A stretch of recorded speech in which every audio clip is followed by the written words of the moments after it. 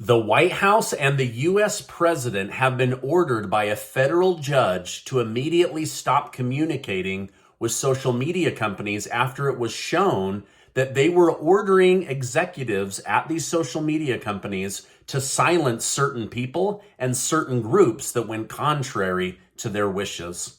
Saudi Arabia continues to seek ways to enrich itself while embarrassing Joe Biden, and a former White House staffer under Donald Trump says she witnessed Donald Trump sharing top secret documents with people without security clearance. Thank you so much for liking and sharing these videos on Facebook and Twitter. It helps me out, so thank you so much. President Joe Biden has once again called for gun reform after a series of senseless shootings took place the last few days. One such instance in Baltimore left 28 people injured and 2 dead. Biden called on Republican lawmakers to come to the table with meaningful and common sense reform. Now, what's your stance on Biden's call to remove all assault weapons? Are you for that or are you against that? Let me know your thoughts down below. A federal judge has temporarily blocked the Biden administration from communicating with tech companies as an online legal battle heats up. The state of Missouri and Louisiana have challenged the Biden administration and the White House, claiming that they have evidence that they interfered in Americans' free speech by censoring people that didn't agree with them. So during the lockdowns, the Biden administration was specifically going to Facebook and Twitter and telling them, shut down this account, silence this person, blacklist this person, in order to get compliance with COVID and other measures. A white powder has been found at the White House, which led to an evacuation of the premises. The powder was found in a work area, which caused some initial panic. But since testing the substance, they found out it was just a bunch of cocaine. So just a bunch of cocaine at the White House. Nobody knows where it came from, but there was definitely cocaine found at the White House. But it doesn't shock me, right? Now, Saudi Arabia has just announced today that they will be cutting back oil production by another 1 million barrels per day through August, trying to drive up the global gas prices while at the same time embarrass Joe Biden. Remember, Saudi Arabia has a personal chip on their shoulder about Joe Biden, not just because he's president, but because he publicly embarrassed the Prince of Saudi Arabia. Now, unfortunately, Russia has also committed to cutting oil supplies. I let you know about this, but it's now official. They're going to cut back oil supply by 500,000 barrels a day.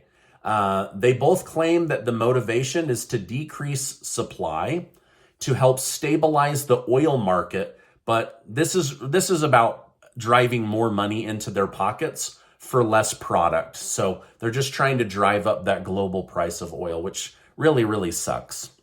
Now, the sad reality is that Saudi Arabia and Russia have been getting closer and closer over the last year.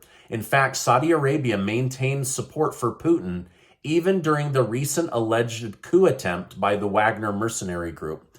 This is a big issue for America as the two countries heavily control the price of gas and oil around the globe, which then it ends up controlling the price of everything. As you know, when gas prices go up, the price of everything goes up, and that's what they're trying to do. So it's almost like they're doing reverse sanctions on the United States of America.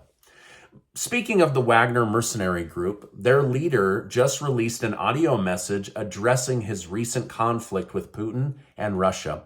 In the clip, he says, "I want you to understand that our march of justice was aimed at fighting traitors and mobilizing our society." Belarusian President Alexander Lukashenko stated that Putin planned to eliminate those involved in the coup, but he was able to convince Putin to let him speak to Wagner before doing so.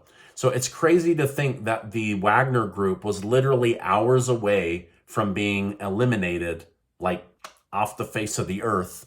And now Lukashenko has been able to patch up the bad feelings between the two. While there are a ton of negatives that have spawned from the war in Ukraine, the CIA says we see some positives. CIA Director Bill Burns stated that they have a once-in-a-generation opportunity to recruit spies due to the current dissatisfaction in the country. Burns stated, "We're not letting it go to waste. We recently used social media, our first video post to Telegram, in fact, to let brave Russians know how to contact us safely through the dark web. We had 2.5 million hits the first week, and we are very much open for business." So the spying business is really great, according to the CIA. So watch out, somebody might be spying on you.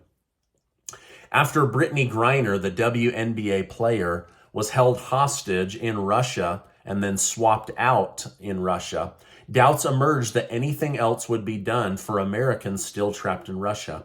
However, Russia's Kremlin has just announced that they are currently in talks and negotiations with the United States concerning new prisoner swap deals. The trade is currently set to be between Wall Street Journal reporter Evan Gershkov and a Russian citizen held in America for cybercrime charges. So it does look like this journalist is going to be brought home, and they're just working out the final details.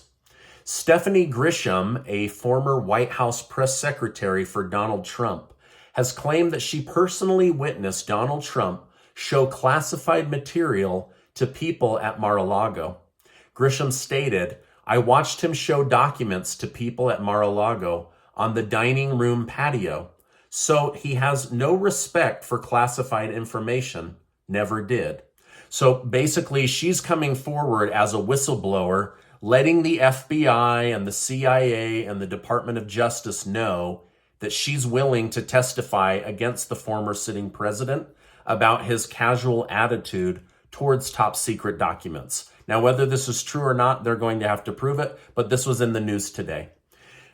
You would think that all of this would be dragging Donald Trump down in the polls. It's not.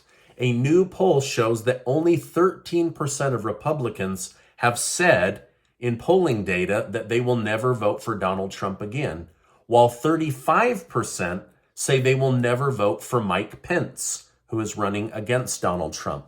Now, Trump still has a very healthy lead of 30 points, higher than Florida Governor Ron DeSantis, who is his next biggest competitor.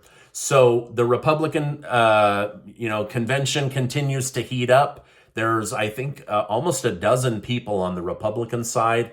And on the Democrat side, there's just Joe Biden, Marianne Williamson, and Robert Kennedy Jr. And I'll continue to keep you updated on the presidential race. Now, before you go, I want to remind you that you are amazing. Go ahead and hit that subscribe button because I want to keep you in the loop on what's really going on in Washington, D.C. with the U.S. economy and with all things globally. So I would appreciate it. Also, check out this super important video. Hey, I appreciate you stopping by. Happy 4th of July, and I will see you on the next video.